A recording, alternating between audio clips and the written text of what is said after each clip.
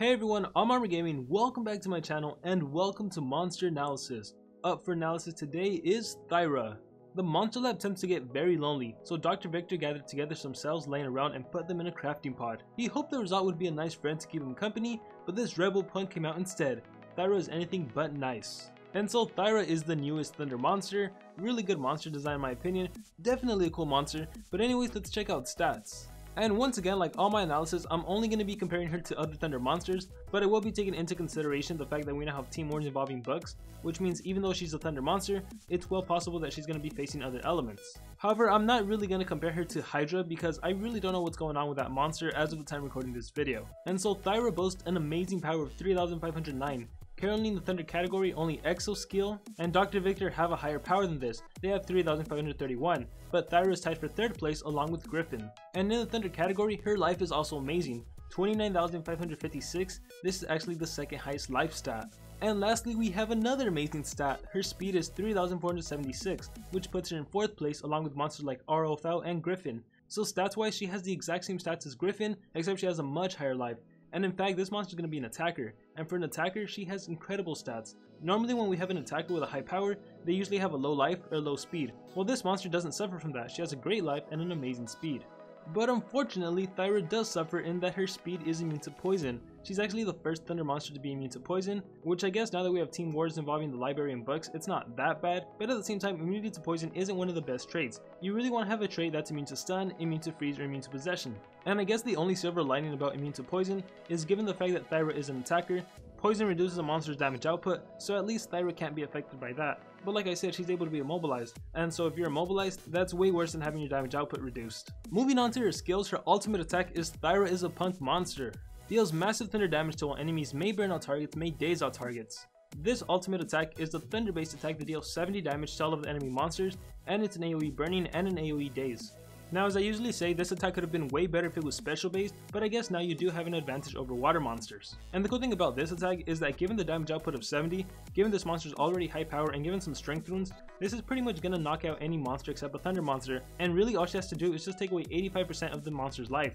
If she can do 85% and then the monster is burned, then the burning is gonna get rid of the monster. And this is just if you happen to get the ultimate attack on the first turn. If you happen to get it during a battle, then most likely the enemy monster is gonna be damaged already, so as soon as you use your ultimate attack, they're pretty much goners. And another cool thing about this, even though it's meant to be just an offensive ultimate, it also dazes the enemy monster. So in case the enemy monsters stay alive, well, they're gonna have their accuracy reduced by 25%, and even if they manage to hit you, their damage output is reduced by 25%.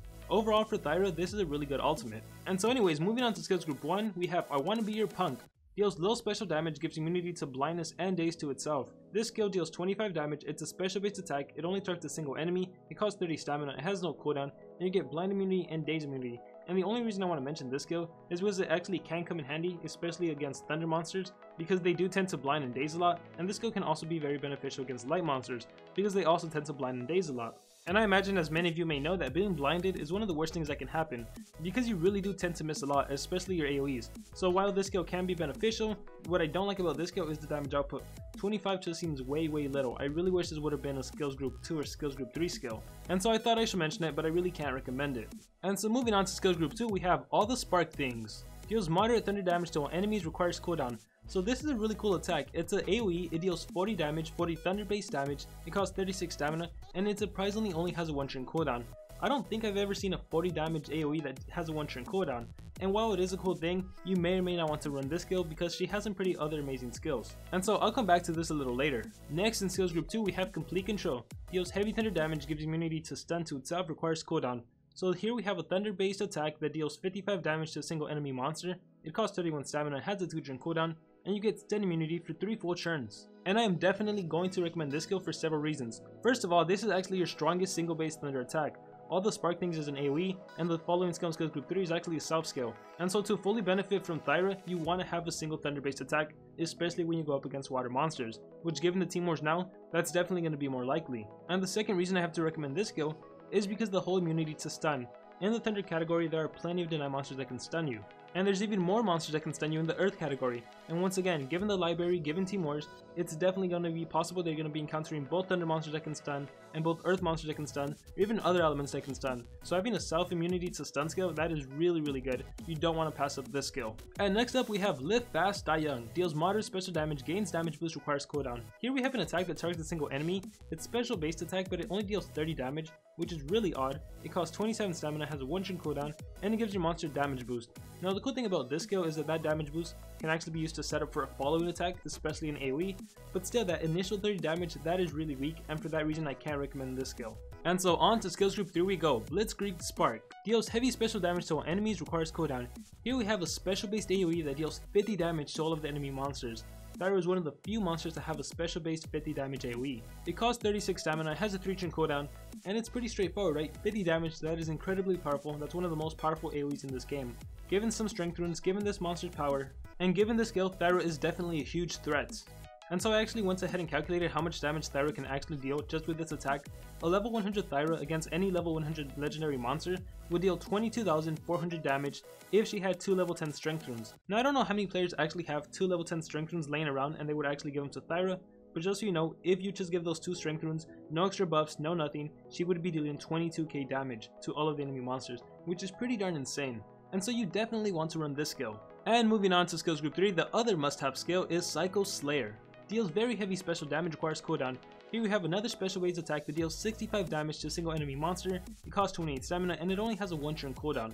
And so the reason you definitely need Psycho Slayer is just because of the amazing damage output on this skill. 65 damage is insane. 65 damage is what's going to make it possible for you to one-hit an enemy Voltig, and honestly to pretty much one-hit any single enemy monster, because it is a special based attack.